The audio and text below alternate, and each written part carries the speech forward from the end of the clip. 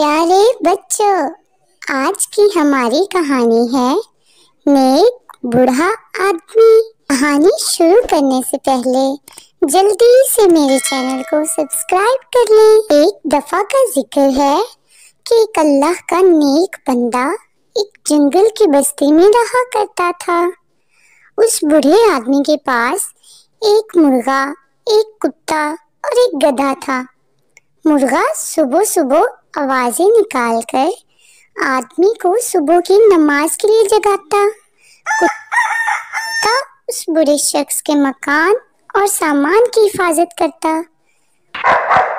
और गधे पर वो अपना सामान लाद कर लाता।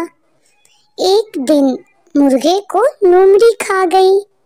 सभी घर वाले इस नुकसान पर परेशान हुए, लेकिन उस नेक बूढ़े आदमी ने सब्र किया और कहा, अल्लाह जो करता है बेहतर करता है। फिर चंद दिन बाद एक भेड़िए ने गधे को चीर फाड़ किया और फिर अहले खाना परेशान हुए, लेकिन उस शख्स ने फिर यही कहा, अल्लाह जो करता है बेहतर करता है। फिर कुछ दिन बाद हुआ यूं कि उस शख्स का कुत्ता बीमार होकर मर गया। उस पर भी बूढ़े नेक आदमी ने कहा, अल्लाह जो करता है बेहतर करता है।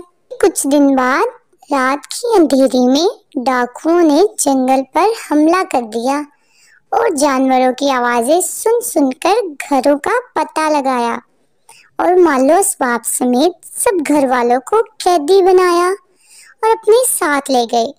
उस बूढ़े नेक आदमी के घर में कोई जानवर न था जो बोलता, जिसकी वजह से डाकुओं को उसके मकान का पता ही न चल सका और उसकी वजह से वो बच गया।